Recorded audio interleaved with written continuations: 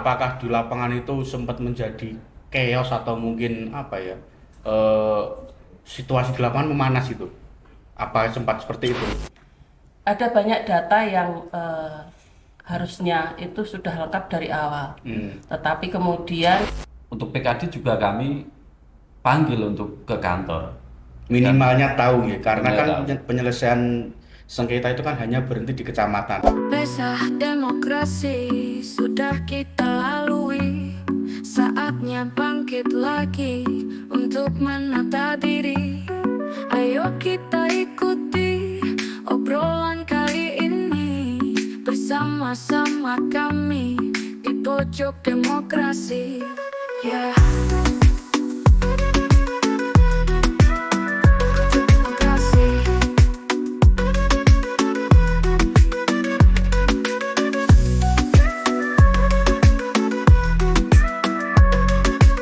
Assalamualaikum warahmatullahi wabarakatuh. Waalaikumsalam warahmatullahi wabarakatuh. Halo sahabat Bawaslu, berjumpa lagi dengan saya Dewangga Cahya Kusuma, staf Bawaslu Kabupaten Boyolali. Kembali lagi kami mengadakan podcast Bawaslu Boyolali. Di tahun 2024 lalu tentunya kita bersama-sama melaksanakan agenda besar, yaitu pemilu dan pilkada serentak. Tentu pastinya banyak cerita dan kejadian yang menarik ya. Mungkin kita bisa refleksikan kembali dan mungkin ini sebagai bentuk pertanggungjawaban kita dalam melakukan kerja-kerja pengawasan selama pada tahapan pemilu dan pilkada kemarin ya. Jadi selama ini mungkin banyak hal yang tidak dilihat oleh publik. Jadi selain melakukan pengawasan, kita juga melakukan penindakan atau penegakan hukum. Penegakan hukum itu bisa juga melalui penanganan pelanggaran atau penyelesaian sengketa. Pada kesempatan kali ini, podcast ini akan membahas suatu tema yang cukup menarik, yaitu tema kali ini adalah jalan damai mengurai sengketa proses pilkada. Kali ini saya tidak sendiri, sudah hadir di tengah-tengah kita narasumber anggota Panwaslu Kecamatan Nogosari pada Pilkada 2024 kemarin.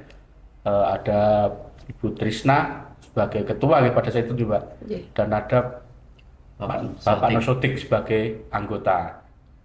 Selamat siang Ibu, bagaimana kabarnya? Selamat siang. Sehat ya? Alhamdulillah. Alhamdulillah. Jadi karena saya kan juga mengikuti kegiatan dengan pemilu maupun pilkada kemarin. Ada Bawaslu, ada KPU, ada peserta pemilu serentak kemarin yang telah dilaksanakan. Nah, kita patut apresiasi kinerja-kinerja penyelenggara pemilu maupun pilkada kemarin yang telah sukses melaksanakan pilkada kemarin dengan berintegritas, kan seperti itu. Jadi di sini saya ingin mengupas pada pilkada serentak kemarin yang ada di Kabupaten Boyolali, khususnya di wilayah Kecamatan Nogosari. Di suatu penyelenggaraan pilkada kan ada suatu tahapan ya yang sudah diatur di jadwalnya. Saya ingin bertanya pada pilkada serentak kemarin, khususnya di Kecamatan Nogosari, apa yang menjadi hal terkesan di Panwascam Nogosari? Ya, matur suwun Mas Dewangga. Ya, Selamat siang sahabat Bawaslu. Kalau untuk Nogosari ya, itu ada banyak hal yang memang harus kami sikapi secara damai, maksudnya secara pendekatan persuasif ya, persuasif. Yang pertama adalah bahwa setiap tahapan itu kami bertiga dengan jajaran yang ada di desa itu selalu melaksanakan sesuai dengan tahapan yang sedang berlangsung. Ada banyak data yang harusnya itu sudah lengkap dari awal. Tetapi kemudian yang kami temui itu adalah tercecernya pemilih pemula. Kami menemukan beberapa pemilih pemula yang belum masuk. Dan alhamdulillah ketika kami berkoordinasi antara Panwas Desa dengan PPS, kemudian kami yang di kecamatan dan PPK itu semua lancar. Jadi kami secara bersinergi itu untuk jaga kawal hak pilih itu tetap kami utamakan. Kemudian yang kedua terkait dengan kampanye, bahwa kampanye di Kecamatan Nogosari itu untuk APK itu super dan sangat banyak. Di wilayah Nogosari. Di wilayah Nogosari. Dibandingkan dengan kecamatan lain, mungkin Nogosari itu setelah kota itu Nogosari paling banyak. Banyak jumlahnya. Nggih, paling banyak jumlahnya. Dan ketika aturan yang seperti dari beberapa, kalau dulu kan di pemilu ada SK Bupati ya. Kalau di Iya. pemilihan kemarin kan tidak turun sepertinya. Masih menggunakan yang lama. Dan itu rancu yang di bawah. Iya. Ketika hal itu kami sikapi, tentu antar stakeholder kami selalu berkoordinasi. PPK, kemudian tim ses, karena di pemilu kada kan adanya pasangan calon Iya. pesertanya pasangan calon. Jadi kami tetap berkoordinasi secara kontinu bagaimana pemasangan APK itu sesuai dengan peraturan yang sudah Berarti itu Buat. bentuk upaya pencegahannya Bener. ya. Gitu, nggih. Di samping kami selalu koordinasi dengan stakeholder, kami juga selalu berkirim surat Iya, iya. terkait dengan APK, Iya. terkait dengan jadwal kampanye ketika pada hari H sudah ditetapkan oleh KPU. Iya. Sebelum itu kami berkirim surat ada banyak, Iya. dan itu secara berjenjang. Kami di kecamatan, kemudian Panwas Desa juga berlaku seperti itu. Iya. Terkait dengan ASN, kemudian beliau-beliau atau yang tidak boleh ikut berkampanye, Iya. kami juga menyikapi itu, berkirim surat Sudah diimbau juga ya. himbauan, itu kami Pencegahannya ya. lakukan pencegahan. Kami datangi ke desa, ke beberapa yang memang kami pondok-pondok ya, Iya, iya. itu yang memang itu kami memang secara serius Iya, yang pemetaan terkait lebih dengan awal. netralitas ASN dan yang memang tidak boleh untuk begitu. Yang ketiga adalah bahwa dalam hal kampanye Mm-mm.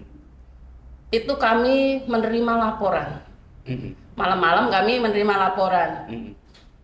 Mbak, bahwa ini saya kok menemukan baliho kami itu ditutupi Mm-mm. oleh baliho yang lebih besar. Di mana Pak? Di sini. Oh ya, terus karena itu malam, saya Pak mohon besok pagi untuk ke kantor. Iya. Jadi jaringan bisa laporan. Iya. Karena mekanismenya yang pertama di kami kan seperti itu. Iya. Silakan datang kantor, nanti akan kami koordinasikan dengan Bawaslu Boyolali. Iya. Bagaimana langkah kami selanjutnya terkait dengan laporan jaringan. Iya, iya, iya. Nah, malam itu juga kami kan telepon Iya. dengan Pak Kordif, dengan Pak Ketua bahwa ada laporan seperti ini. Besok tindakannya bagaimana kan gitu. Ya tunggu saja Mbak. Besok pagi kalau memang ada laporan, karena jenengan sudah kami beri mandat Iya. untuk melakukan Penyelesaian PSAP. sengketa, iya. Nggih. Itu secara di kecamatan sudah boleh. Iya. Silakan dilakukan itu. Mm-mm. Segera koordinasi dengan teman-teman, dengan staf untuk mempersiapkan terkait hal itu. Dan kami di Kecamatan Nogosari jauh-jauh hari itu sudah berkomitmen. Kami sudah, oh ya ketika nanti karena banyaknya APK seperti itu, kemudian kampanye yang Potensi sengketanya itu ada ya? Iya, kami sudah dari awal sudah memilah itu. Jadi di kami, oh ya kami harus mempersiapkan SDM kami, kemudian surat-surat itu sudah kami persiapkan. Jadi insya Allah kalaupun pagi nanti ada yang laporan kami siap. Gitu. Iya. Begitu Mas Dewangga. Berarti pokok permohonannya itu yang malam itu berarti bukan apa ya? Tim kampanye yang terdaftar, bukan ya? Bukan. Oh, bukan. Tapi kami juga belum tahu apakah itu yang terdaftar atau itu baru lewat relawan kan belum tahu. Karena itu cuma by phone ya? Iya, karena itu cuma by gitu. phone. Jadi karena belum tahu makanya saya matur kembali bagaimana. Oke, kita tunggu kan begitu. Besok pagi kalau ada laporan seperti itu Mas. Lah kan akhir kan itu kan nggak ada pelapornya ya Pak? Nggih. Apakah di lapangan itu sempat menjadi chaos atau mungkin apa ya? Situasi di lapangan memanas itu? Apa sempat seperti itu?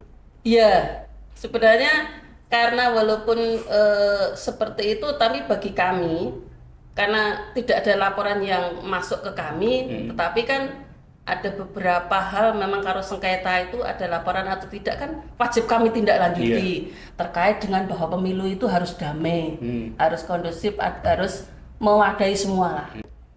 Satu dan lainnya itu tidak ada yang dirugikan. Makanya walaupun tidak ada laporan yang masuk, tetapi wajib kami tindak lanjuti. Berarti di situ ada suatu mekanisme penyelesaian sengketa ya pada saat itu di situ? Iya, ada. Oh gitu, saya mau tanya ini terkait penanganan sengketa kemarin di Nogosari untuk memfasilitasi para peserta itu, sarana prasarana di Kecamatan Nogosari bagaimana itu? Kalau sebelum kami menyikapi terkait hal itu, sebelum kami ada atau tidak laporan ke kantor, kami kan sudah punya kantor yang memang secara memadai semuanya. Ada tempat meeting, walaupun itu kecil, kemudian ada tempat kantor yang lainnya. SDM staf-staf kami juga siap, karena di kami itu untuk pencegahan, untuk kami yang secara profesional dalam hal pengawasan, kami setiap seminggu sekali itu ada rakor. Gitu ya. Kembali lagi ke awal, Mbak. Tadi itu ada istilah, ada ada suatu masyarakat yang tidak terima atas baliho atau alat peraga kampanye yang ditutupi itu. Pada saat itu situasi di lapangan itu seperti apa itu, Mbak? Pas paginya malah malam itu baru telepon saja, belum ada jadian apa-apa ya. Malah paginya sempat memanas gitu ya. Paginya itu kami ditelepon lagi. Kenapa tidak segera disikapi, kan begitu? Iya. Karena kami menunggu jenengan ada laporan atau tidak.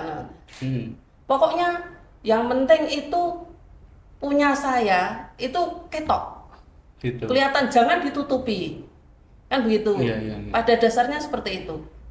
Jadi kami langsung datangi si pelapor. Maksudnya bagaimana, kan begitu. Tentu kami pagi itu koordinasi dengan teman-teman semua yang ada di kantor, dengan staf, dengan teman-teman yang lainnya. Bagaimana kita menyikapi itu? Jadi kami yang Panwascam ke lapangan, kemudian staf nunggu di situ di kantor bila mana ada laporan. Ya, selain menyediakan sarana prasarana yang memadai dalam melaksanakan PSAP, yang tentu jelasan harus didukung dengan kesiapan SDM yang ibaratnya memadai lah. Itu bagaimana Panwascam Nogosari untuk menyiapkan SDM yang terampil, memadai atau menguasai lah seperti itu? Ya, Mas Diwangga, ini terkait dengan peningkatan kapasitas dari SDM, baik dari itu nanti dari Panwascam itu sendiri, itu kami juga mengikuti BIMTEK ataupun kita mengadakan simulasi terkait dengan tahapan-tahapan yang memang di tiap tahapan di pilkada, dan juga kami juga ketika dalam lingkup Panwascam mengadakan rakor yang disepakati oleh mungkin pemahaman ini ya, penguatan regulasi terkait dengan sengketa itu ya. Ya, benar, Mas. Untuk itu kemarin kita di Panwascam dari kesepakatan semuanya itu kami juga menyampaikan beberapa tentang undang-undang untuk Bawaslu yang telah kami terima dari pinter-pinter dari Bawaskap, sampaikan oleh ketua kepada PKD untuk meneruskan tentang juknis ataupun dari peraturan yang berlaku sesuai regulasi. Itu kami juga seandainya ada regulasi yang memang mendadak, untuk PKD juga kami panggil untuk ke kantor. Minimalnya tahu ya, karena kan penyelesaian sengketa itu kan hanya berhenti di kecamatan. Minimalnya kan tahu, misal ada peserta yang bertanya, mungkin PKD bisa mengarahkan, mungkin tujuannya itu itu tentang itu. Jadi nanti di lapangan tidak kaget ketika PKD untuk menemukan ataupun mendapatkan laporan itu bisa menyampaikan kepada Panwascam, dan selanjutnya nanti Panwascam juga untuk konsultasi dengan Bawaskap untuk selanjutnya kami mendapatkan mandat untuk melaksanakan suatu pencegahan ataupun tindakan. Ya, selain peningkatan kapasitas bagi anggota Panwascam sendiri, nggih, Iya. untuk dukungan kesekretariat ini bagaimana dalam pelaksanaan penyelesaian sengketa itu? Dalam SDM ataupun kapasitas dari sekretariatan, saya kira mumpuni, Pak. Mumpuni semua, ya, Dari alhamdulillahnya semua, ini. ya, dari semua bidang yang terjun, baik kami kebetulan dari anggota Panwascam juga punya sekretariat yang ketika di HPPH punya sendiri, di PP sendiri, SDM juga sendiri, dan juga ada staf-staf yang lain yang mendukung kami. Dan alhamdulillah dari tingkat tim sekretariatan kami, dari loyalitasnya dan integritasnya juga bisa ya. mumpuni. Sangat menyupport. Ketika ada sengketa ataupun ada laporan, dan meskipun itu malam, mereka juga berkenan Siap nih, siap 24 jam ya. 24 jam sesuai dengan fungsi dari ketua.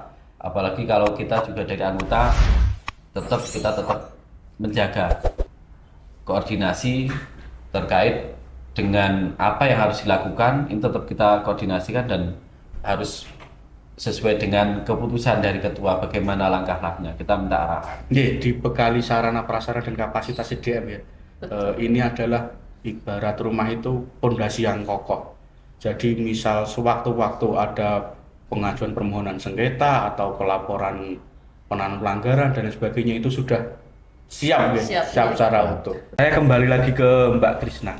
Tadi dijelaskan ya bahwasannya tidak ada permohonan secara sah, secara legal formalnya ya.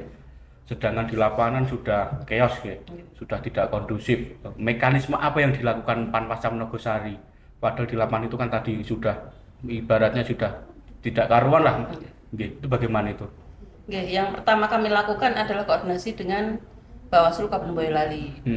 Karena kalau masuk di ranah PSAP itu tidak masuk karena subjeknya kan tidak terpenuhi ya. Tidak terpenuhi. Kemudian kami akhirnya jemput ke pelapor. Kami datangi pelapor. Iya. Dan bahwasannya beliau ngendiko bahwa wis sing penting aku njaluk ora ditutupi, Mbak. Permintaan seperti itu. Iya. Jadi tolong disampaikan ke yang masang, yang nutupi itu ya. Yang nutupi. Ya. Gitu saja Mas itu. Permasalahan seperti itu. Jadi mintanya wis toh, men aku aja ditutupi. Terus akhirnya Mbak, yang memasang, yang menutupi itu bagaimana itu? Apakah jenengan juga melakukan hal yang sama?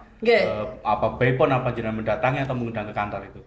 Kami mendatangi ke rumah ke beliau. Karena beliau kebetulan tidak ada di rumah, tapi kemudian kami sudah janjian bahwa jam sekian nanti ya Mbak saya di rumah. Dan ketika kami sowan di sana, oke Mbak, saya bersedia untuk tidak biar itu terlihat lah. Bersedia menggeser ya, supaya tidak menutupi. Tidak menutupi. Karena nek kami sampaikan itu kan begitu. Iya. Pak, maksudnya minta sedikit edeng lah. Iya. Karena kenapa masangnya kok bisa ditutupi kan begitu. Bahwa jangan sampai hal-hal seperti itu menimbulkan gesekan atau tidak aman lah nanti karena masih lama kan begitu. Karena kemarin kan kampanye kan lama juga kan. Jadi karena sama tetangga seperti itu, dan beliau sudah untuk bersedia memindah. Jadi tetap menggunakan mekanismenya musyawarah. Iya, musyawarah seperti PSAP ya. Tetapi di situ karena subjeknya tidak terpenuhi, Panwascam Nogosari mempunyai sebuah inisiatif, mungkin daripada nanti di bawah semakin tidak kondusif, jenengan melakukan upaya-upaya itu tadi dan hasilnya sepakat. Kan gitu. Gitu. Jadi itu yang disampaikan oleh ketua itu benar sekali bahwa kami dalam penanganan itu langsung menuju ke lokasi yang didampingi dengan Panwas Desa.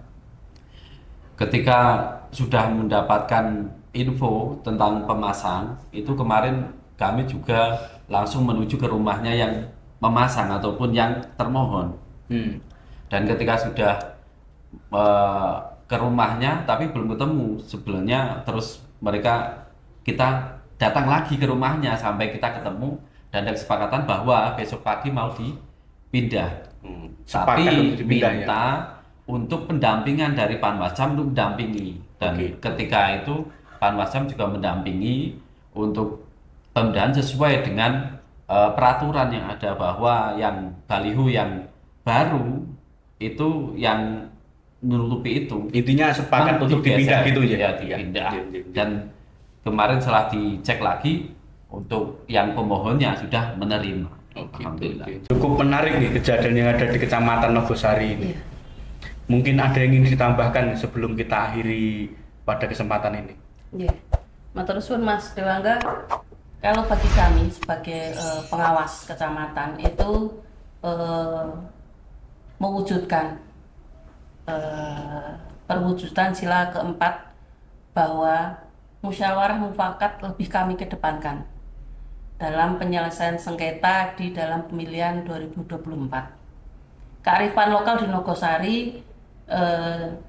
kami itu menjunjung tinggi musyawarah sebagai jalan terbaik dalam menyelesaikan sengketa yang ada di lingkup Kecamatan Nogosari. Dan pada akhirnya kedua pihak kami harapkan tidak ada yang merasa dirugikan atau tidak ada yang merasa dimenangkan. Kami sama rata untuk dalam hal penanganan sengketa di Kecamatan Nogosari. Mungkin Gitu, Pak Mas Nursutik menambahkan.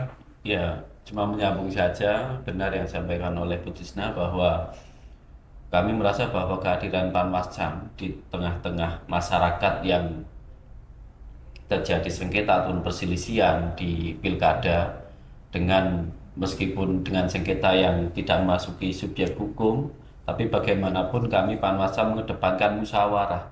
Bagaimana sengketa itu bisa terselesaikan antara termohon dan pemohon itu bisa berdamai, dan antara termohon dan pemohon itu tidak merasa dirugikan Satu salah sama satu lain. sama lain itu tidak dirugikan.